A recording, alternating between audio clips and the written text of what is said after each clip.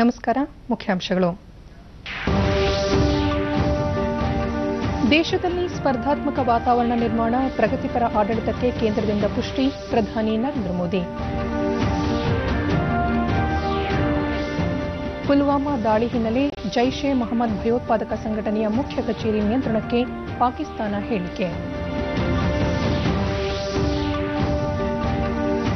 Aero India 2019 ಇಂದಿನಿಂದ ಮತ್ತೆ ಸೂರ್ಯಕಿರಣ್ ಪ್ರದರ್ಶನ.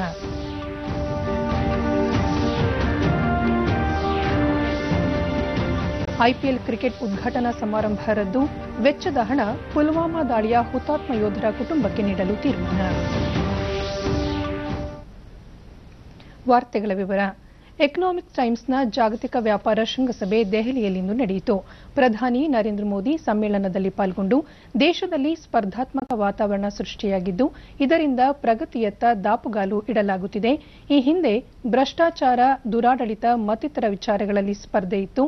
ಈಗ ಉತ್ತಮ ಆಡಳಿತ ನೀಡುವ ವಿಚಾರದಲ್ಲಿ ತಮ್ಮ ಸಂಪುಟ ಸದಸ್ಯರ ನಡುವೆ ಆಡಳಿತ ವ್ಯವಸ್ಥೆಯಲ್ಲಿ ಸ್ಪರ್ಧೆ ಇದೆ. ಇದೊಂದು ಸಕಾರಾತ್ಮಕ ಬೆಳವಣಿಗೆ ಎಂದರು. ಕಳೆದ 2014ರಿಂದ ಈವರೆಗೆ ಶೇಕಡಾ 7.4ರಷ್ಟು ಆರ್ಥಿಕ ಬೆಳವಣಿಗೆ ಸಾಧಿಸಿದ್ದು, ಹಣದುಬ್ಬರ ಪ್ರಮಾಣ ಸರಾಸರಿ 4.5ರಷ್ಟಿದೆ. ವ್ಯಾಪಾರ ವಹಿವಾಟು ಸುಲಲಿತಗೊಳಿಸಲು ಸರಕು ಮತ್ತು ಸೇವಾ ತೆರಿಗೆ ಜಿಎಸ್ಟಿ ಪರಿಣಾಮಕಾರಿಯಾಗಿ ಜಾರಿಗೆ ತಂದಿದ್ದು, ಇದರಿಂದ ವ್ಯಾಪಾರ ವಲಯದಲ್ಲಿ ಸಾಕಷ್ಟು ಉತ್ಸಾಹ ಮೂಡಿದೆ. ಆಡಳಿತ ವ್ಯವಸ್ಥೆಯಲ್ಲಿ ಕಳೆದುಕೊಂಡಿದ್ದ ಉತ್ಸಾಹ ಗರಿಗೆದರಿದೆ ಎಂದು ಪ್ರಧಾನಿ ನರೇಂದ್ರ ಮೋದಿ ಹೇಳಿದರು. About the challenges the country was facing during the second half of 2013 and early 2014.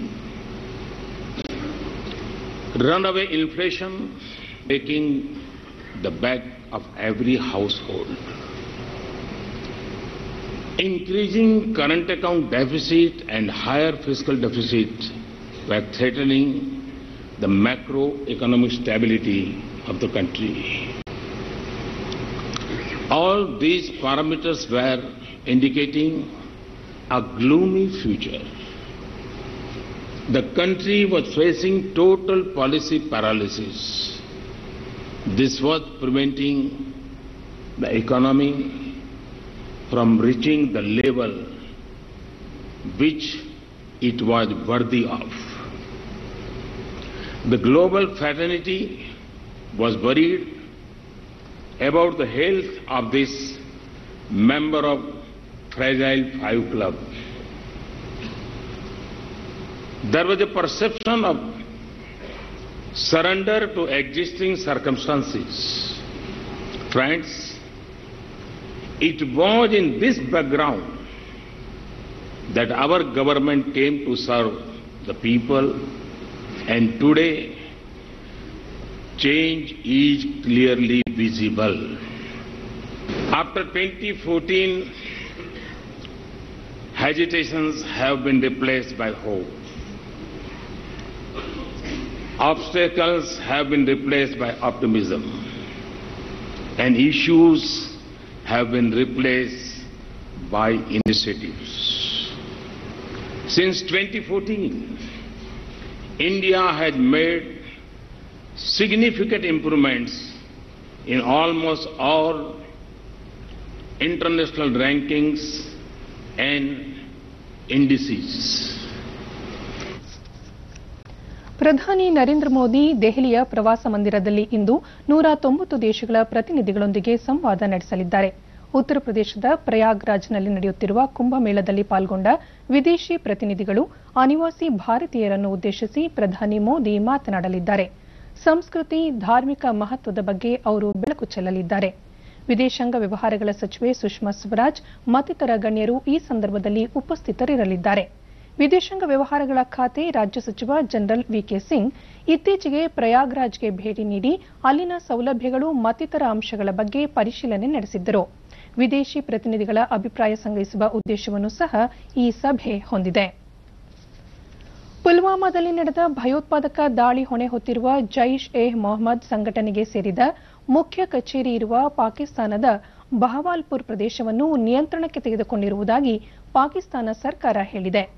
ವಿಶ್ವಸಂಸ್ಥೆಯ ಭದ್ರತಾ ಮಂಡಳಿ ಈ ಘಟನೆಯನ್ನು ತೀವ್ರವಾಗಿ ಖಂಡಿಸಿದ ಬೆನ್ನಲ್ಲೇ ಪಾಕಿಸ್ತಾನದ ವಾರ್ತಾ ಸಚಿವ ಫವದ್ ಚೌಧರಿ ಮಾತನಾಡಿ, ಜೆಇಎಂ ಕ್ಯಾಂಪಸ್ನ ಮುದ್ರಾ ಸಾಟಲ್ ಸಬೀರ್ ಮತ್ತು ಜಮಾ-ಎ ಮಸ್ಜಿದ್ ಅನ್ನು ನಿಯಂತ್ರಣಕ್ಕೆ ಪಡೆದು ಇದರ ಉಸ್ತುವಾರಿಗಾಗಿ ಆಡಳಿತಾಧಿಕಾರಿಯೊಬ್ಬರನ್ನು ನೇಮಿಸಲಾಗಿದೆ ಎಂದು ತಿಳಿಸಿದ್ದಾರೆ.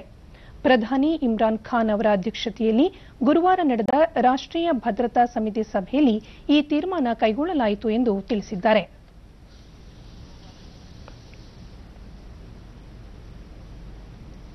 ಪುಲ್ವಾಮಾ ಭಯೋತ್ಪಾದಕ ದಾಳಿ ಘಟನೆಯನ್ನು ತೀವ್ರವಾಗಿ ಖಂಡಿಸಿರುವ ಅಮೆರಿಕ ಅಧ್ಯಕ್ಷ ಡೊನಾಲ್ಡ್ ಟ್ರಂಪ್ ಪಾಕಿಸ್ತಾನಕ್ಕೆ $1.3 ಶತಕೋಟಿ ನೆರವು ಸ್ಥಗಿತಗೊಳಿಸಿರುವುದಾಗಿ ಘೋಷಿಸಿದ್ದಾರೆ.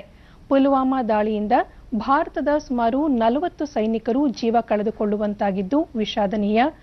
ಭಯೋತ್ಪಾದನೆ ಚಟುವಟಿಕೆ ನಿಗ್ರಹಿಸುವಂತೆ ನೀಡಿದ ಸೂಚನೆಯನ್ನು ಪಾಕಿಸ್ತಾನ ಪಾಲಿಸಿಲ್ಲ ಎಂದು ಟ್ರಂಪ್ ಅಸಮಾಧಾನ ವ್ಯಕ್ತಪಡಿಸಿದ್ದಾರೆ. ಪುಲ್ವಾಮಾ ಭಯೋತ್ಪಾದಕ ದಾಳಿ ಹಿನ್ನೆಲೆಯಲ್ಲಿ ಜಮ್ಮು ಕಾಶ್ಮೀರಕ್ಕೆ ಸೇರಿದ ಜನರಿಗೆ ಸೂಕ್ತ ರಕ್ಷಣೆ ನೀಡುವಂತೆ ಕೇಂದ್ರ ಸರ್ಕಾರ ಎಲ್ಲ ರಾಜ್ಯಗಳಿಗೆ ನಿರ್ದೇಶನ ನೀಡಿದೆ. ಸುಪ್ರೀಂ ಕೋರ್ಟ್ನಲ್ಲಿ ಈ ಕುರಿತು ಸಲ್ಲಿಕೆಯಾಗಿರುವ ಅರ್ಜಿ ಹಿನ್ನೆಲೆಯಲ್ಲಿ ಕೇಂದ್ರ ಗೃಹ ಸಚಿವಾಲಯ ಈ ಸೂಚನೆ ಹೊರಡಿಸಿದೆ.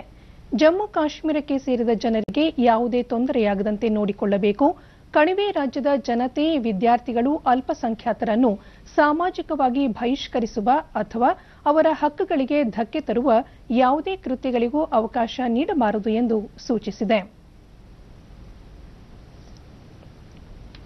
ಇತ್ತೀಚೆಗೆ ಜಮ್ಮು ಕಾಶ್ಮೀರದ ಪುಲ್ವಾಮಾದಲ್ಲಿ ನಡೆದ ಉಗ್ರರ ದಾಳಿಯನ್ನು ಖಂಡಿಸಿ ಧಾರವಾಡದಲ್ಲಿ ನಿನ್ನೆ ಮುಸ್ಲಿಂ ಬಾಂಧವರು ಪ್ರತಿಭಟನೆ ನಡೆಸಿದರು. ನಗರದ ಅಂಜುಮಾನ್ ಇಸ್ಲಾಂ ಸಂಸ್ಥೆಯಿಂದ 1 ಕಿಲೋಮೀಟರ್ ಉದ್ದದ ತ್ರಿವರ್ಣ ಧ್ವಜದೊಂದಿಗೆ ಪ್ರತಿಭಟನಾ ಮೆರವಣಿಗೆಯಲ್ಲಿ ತೆರಳಿ ಜಿಲ್ಲಾಧಿಕಾರಿಗಳಿಗೆ ಮನವಿ ಸಲ್ಲಿಸಿದರು. ವಿವಿಧ ಮಸೀದಿಗಳ ಮುತವಲ್ಲಿಗಳು, ಮೌಲ್ವಿಗಳು, ಸಾವಿರಾರು ಸಂಖ್ಯೆಯ ಮಕ್ಕಳು ಪ್ರತಿಭಟನಾ ಮೆರವಣಿಗೆಯಲ್ಲಿ ಪಾಲ್ಗೊಂಡು ಪಾಕಿಸ್ತಾನ ವಿರುದ್ಧ ಕ್ರಮಕ್ಕೆ ಒತ್ತಾಯಿಸಿದರು.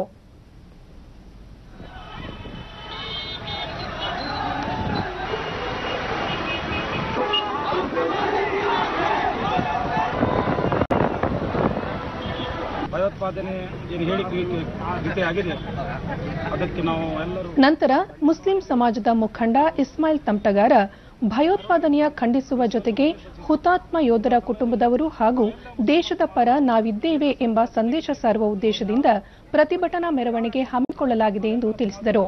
ಕೇಂದ್ರ ಸರ್ಕಾರ ಜೊತೆ ಯಾವತ್ತೂ ಇದ್ದೇವೆ ಮತ್ತು ನೀವು ಏನು 49 ನಮ್ಮ ವೀರ ಸೈನಿಕರು ಹುತಾತ್ಮರಾಗಿದ್ದಾರೆ ಅವ್ರ ಜೊತೆಯಲ್ಲೂ ನಾವೆಲ್ಲ ಮುಸ್ಲಿಂ ಸಮಾಜದವರದೇವೆ. ಮುಂಬರುವ ದಿನಗಳಲ್ಲಿ ನಾವೆಲ್ಲ ಸಮಾಜದವರು ಕೂಡಿ ಆದಷ್ಟು ನಮ್ಮ ಸಮಾಜದಲ್ಲಿ ಎಷ್ಟು ಹಣ ಹಾಕಿದೆ ಎಲ್ಲರೂ ಕೂಡಿ 49 ಸೈನಿಕರಿಗೆ ಸಹಾಯ ಮಾಡೋದನ್ನು ಒಂದು ಕೆಲಸ ಮಾಡ್ತೇವೆ. ದೇಶದ ಸೈಯದ್ ಅಹಮದ್ ಉಗ್ರ ಚಟುವಟಿಕೆಗಳಿಗೆ ಪ್ರಚೋದನೆ ನೀಡುತ್ತಿರುವ ಪಾಕಿಸ್ತಾನ ವಿರುದ್ಧ ಕಠಿಣ ಕ್ರಮ ಕೈಗೊಳ್ಳಬೇಕೆಂದು ಕೇಂದ್ರ ಸರ್ಕಾರವನ್ನು ಒತ್ತಾಯಿಸಿದರು. ಅವರಿಗೆ ಅವರ ಆತ್ಮಕ್ಕೆ ಶಾಂತಿ ದೊರಕಲಿ ಅಂತ ಹೇಳಿ, ಮತ್ತೆ ನಾವೆಲ್ಲರೂ ದೇಶದ ಪ್ರಜೆಗಳು, ನಾವೆಲ್ಲರೂ ಪಾಕಿಸ್ತಾನದಿಂದ ಬಂದವರಲ್ಲ. ಮುಸಲ್ಮಾನರು ಇಲ್ಲೇ ಹುಟ್ಟಿದ್ದಾರೆ, ಇಲ್ಲೇ ಬೆಳೆದಿದ್ದಾರೆ, ಇಲ್ಲೇ ಸಾಯ್ತಾರೆ, ದೇಶಕ್ಕೋಸ್ಕರವೂ ಸಾಯ್ತಾರೆ ಅಂತ ಹೇಳಿ. ರಾಷ್ಟ್ರೀಯ ಸುರಕ್ಷತೆ ಕುರಿತು ಸಲಹೆ ಪಡೆಯಲು ಕಾಂಗ್ರೆಸ್ ಪಕ್ಷ ಪಾಕಿಸ್ತಾನದ ವಿರುದ್ಧ ನಡೆದ ಸರ್ಜಿಕಲ್ ಸ್ಟ್ರೈಕ್ನ ಪರಿಣಿತ ಲೆಫ್ಟಿನೆಂಟ್ ಜನರಲ್ ಡಿಎಸ್ ಹೂಡಾ ಅವರನ್ನು ನೇಮಕ ಮಾಡಿರುವ ಕ್ರಮವನ್ನು ಕೇಂದ್ರ ಹಣಕಾಸು ಸಚಿವ ಅರುಣ್ ಜೇಟ್ಲಿ ಟೀಕಿಸಿದ್ದಾರೆ.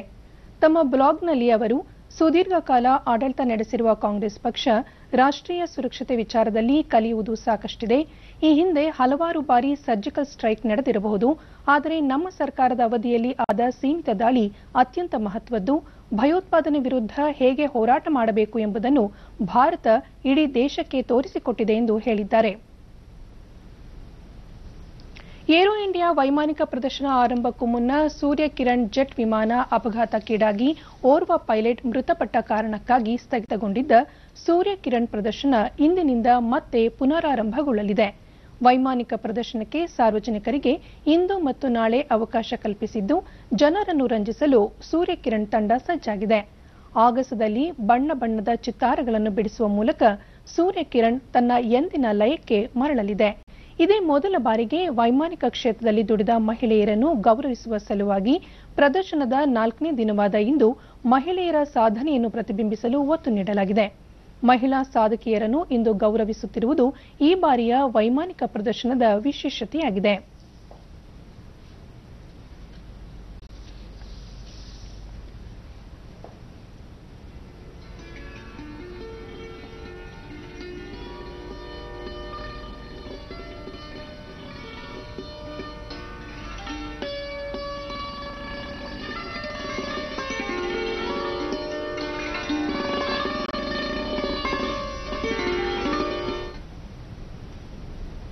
ಬೆಂಗಳೂರಿನ ಯಲಹಂಕ ವಾಯುನೆಲೆಯಲ್ಲಿ ನಡೆಯುತ್ತಿರುವ 2019 ಏರೋ ಇಂಡಿಯಾ ವೈಮಾನಿಕ ಪ್ರದರ್ಶನದಲ್ಲಿ ಇಂದು ಮಹಿಳಾ ಪೈಲಟ್ ತಂಡಗಳಿಂದ ಪ್ರದರ್ಶನ ಆಯೋಜಿಸಲಾಗಿದೆ. ಪ್ರದರ್ಶನಕ್ಕೂ ಮುನ್ನ ಡಿಡಿ ನ್ಯೂಸ್ ಸಂದರ್ಶನದಲ್ಲಿ ವಾಯುಪಡೆಯ ಪೈಲಟ್ಗಳಾದ ಕಮಲ್ ಜೀತು ಕೌರ್ ಹಾಗೂ ರಾಕಿ ಭಂಡಾರಿ ತಮ್ಮ ಅಭಿಪ್ರಾಯ ಹಂಚಿಕೊಂಡರು. ಕಮಲ್ ಜೀತು ಕೌರ್ ಸುಮಾರು 12 ವರ್ಷಗಳಿಂದ ಪೈಲಟ್ ಆಗಿ ಕೆಲಸ ಮಾಡುತ್ತಿದ್ದು, ಪುರುಷರಂತೆ ಮಹಿಳೆಯರಿಗೂ ಸಮಾನ ರೀತಿಯ ತರಬೇತಿ ನೀಡಲಾಗುತ್ತದೆ ಎಂದು ತಿಳಿಸಿದರು.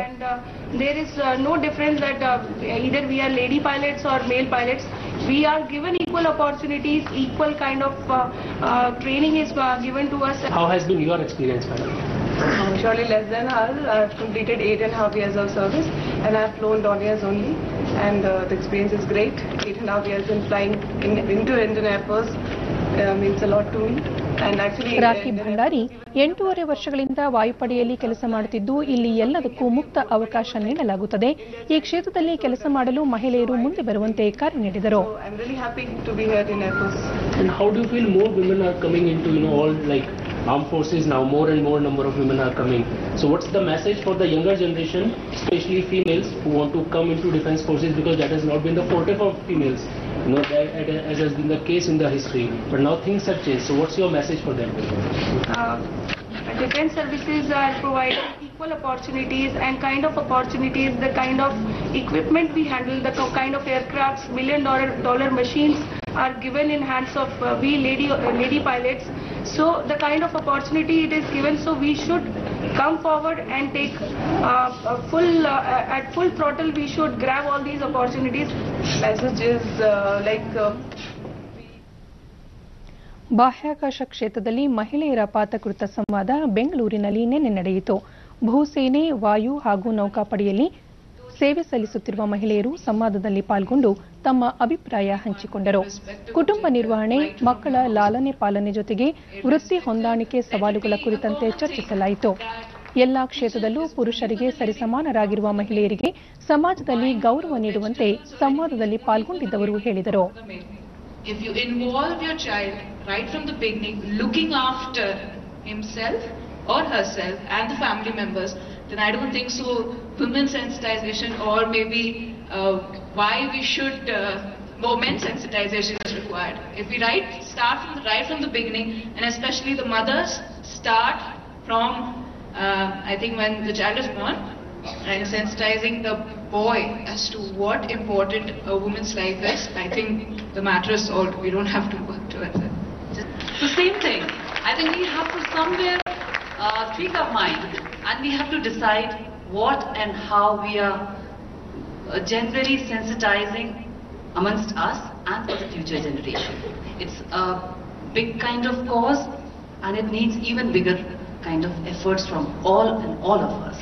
One of my commanders, he called me to his office and said that after 5 years you might say that I was given an opportunity to undertake this course, but how about actually proving yourself by actually undertaking this course? Because I was very ಹಿರಿಯ ಸ್ವಾತಂತ್ರ್ಯ ಹೋರಾಟಗಾರ ಹಾಗೂ ಸಾಹಿತಿ ಕೋ ಚನ್ನಬಸಪ್ಪ ಇಂದು ನಿಧನರಾಗಿದ್ದಾರೆ. ಅವರಿಗೆ 97 ವರ್ಷ ವಯಸ್ಸಾಗಿತ್ತು. ವಯೋಸಹಜ ಕಾಯಿಲೆಯಿಂದ ಬಳಲುತ್ತಿದ್ದ ಕೋ ಚನ್ನಬಸಪ್ಪ ಬೆಂಗಳೂರಿನ ಆಸ್ಪತ್ರೆಯೊಂದರಲ್ಲಿ ಮೃತಪಟ್ಟಿದ್ದಾರೆ. ವಿದ್ಯಾರ್ಥಿ ದೆಸೆಯಲ್ಲೇ ಕ್ವಿಟ್ ಇಂಡಿಯಾ ಚಳವಳಿಯಲ್ಲಿ ಭಾಗಿಯಾಗಿ ಸೆರೆವಾಸ ಅನುಭವಿಸಿದ್ದ ಕೋ ಚನ್ನಬಸಪ್ಪ ವಿಜಯಪುರದ ಸಾಹಿತ್ಯ ಸಮ್ಮೇಳನದ ಅಧ್ಯಕ್ಷರಾಗಿದ್ದರು. ಹಲವು ಪ್ರಶಸ್ತಿ ಪುರಸ್ಕಾರಗಳಿಗೆ ಭಾಜನರಾಗಿದ್ದರು. ವೈಚಾರಿಕ ಬರಹಗಾರರಾಗಿದ್ದ ಅವರು ಜಿಲ್ಲಾ ನ್ಯಾಯಾಧೀಶರಾಗಿ ನಿವೃತ್ತರಾಗಿದ್ದರು. ನಾಡೋಜ, ರಾಜ್ಯೋತ್ಸವ ಸೇರಿ ಹಲವು ಪ್ರತಿಷ್ಠಿತ ಪ್ರಶಸ್ತಿಗಳಿಗೆ ಅವರು ಭಾಜನರಾಗಿದ್ದರು. ವಿಶ್ವಕಪ್ ಕ್ರಿಕೆಟ್ನಲ್ಲಿ ಪಾಕಿಸ್ತಾನ ವಿರುದ್ಧ ಭಾರತ ಆಡಲಿರುವ ಪಂದ್ಯದಲ್ಲಿ ಆಟಗಾರರಿಗೆ ಭದ್ರತೆ ಒದಗಿಸುವಂತೆ ಬಿಸಿಸಿಐನ ಆಡಳಿತಾಧಿಕಾರಿಗಳ ಸಮಿತಿ ಅಂತಾರಾಷ್ಟ್ರೀಯ ಕ್ರಿಕೆಟ್ ಮಂಡಳಿ ಐಸಿಸಿಗೆ ಮನವಿ ಮಾಡಿದೆ. ಪಾಕ್ ವಿರುದ್ಧ ಪಂದ್ಯ ಆಡಬೇಕೇ ಅಥವಾ ಬೇಡವೇ ಎನ್ನುವ ಕುರಿತು ಬಿಸಿಸಿಐ ಆಡಳಿತಾಧಿಕಾರಿಗಳ ಸಭೆ ನಿನ್ನೆ ನಡೆಯಿತು. ಆದರೆ ಈ ಬಗ್ಗೆ ಯಾವುದೇ ಸ್ಪಷ್ಟ ತೀರ್ಮಾನ ಕೈಗೊಳ್ಳಲು ಸಾಧ್ಯವಾಗಿಲ್ಲ. ಜೂನ್ 16ರಂದು ಮ್ಯಾಂಚೆಸ್ಟರ್ನಲ್ಲಿ ಭಾರತ ಪಾಕಿಸ್ತಾನ ವಿರುದ್ಧ ಪಂದ್ಯ ನಿಗದಿಯಾಗಿದ್ದು, ಈ ಸಂದರ್ಭದಲ್ಲಿ ಆಟಗಾರರಿಗೆ ಸೂಕ್ತ ಭದ್ರತೆ ನೀಡುವಂತೆ ಐಸಿಸಿಗೆ ಪತ್ರ ಬರೆಯಲು ನಿರ್ಧರಿಸಲಾಗಿದೆ. ಈ ಮಧ್ಯೆ ಮುಂದಿನ ತಿಂಗಳು ಆರಂಭವಾಗಲಿರುವ ಐಪಿಎಲ್ ಕ್ರಿಕೆಟ್ ಟೂರ್ನಿಯ ಉದ್ಘಾಟನಾ ಸಮಾರಂಭವನ್ನು ರದ್ದುಪಡಿಸಿ ಇದಕ್ಕೆ ವೆಚ್ಚ ಮಾಡುವ ಹಣವನ್ನು ಪುಲ್ವಾಮಾ ಭಯೋತ್ಪಾದಕ ದಾಳಿಯಲ್ಲಿ ಹುತಾತ್ಮರಾದ ಯೋಧರ ಕುಟುಂಬಗಳಿಗೆ ನೀಡಲು ತೀರ್ಮಾನಿಸಲಾಗಿದೆ. ಕೊನೆಯಲ್ಲಿ ಮತ್ತೊಮ್ಮೆ ಮುಖ್ಯಾಂಶಗಳು. ದೇಶದಲ್ಲಿ ಸ್ಪರ್ಧಾತ್ಮಕ ವಾತಾವರಣ ನಿರ್ಮಾಣ, ಪ್ರಗತಿಪರ ಆಡಳಿತಕ್ಕೆ ಕೇಂದ್ರದಿಂದ ಪುಷ್ಟಿ, ಪ್ರಧಾನಿ ನರೇಂದ್ರ ಮೋದಿ.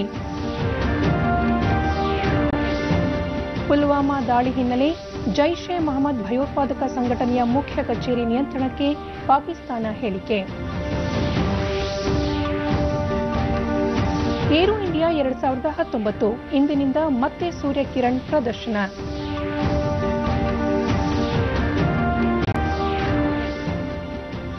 ಐಪಿಎಲ್ ಕ್ರಿಕೆಟ್ ಉದ್ಘಾಟನಾ ಸಮಾರಂಭ ರದ್ದು, ವೆಚ್ಚದ ಹಣ ಪುಲ್ವಾಮಾ ದಾಳಿಯ ಹುತಾತ್ಮ ಯೋಧರ ಕುಟುಂಬಕ್ಕೆ ನೀಡಲು ತೀರ್ಮಾನ. ನಮ್ಮ ಮುಂದಿನ ವಾರ್ತಾ ಪ್ರಸಾರ ಮಧ್ಯಾಹ್ನ 1 ಗಂಟೆಗೆ ಚಂದನದಲ್ಲಿ. ನಮಸ್ಕಾರ.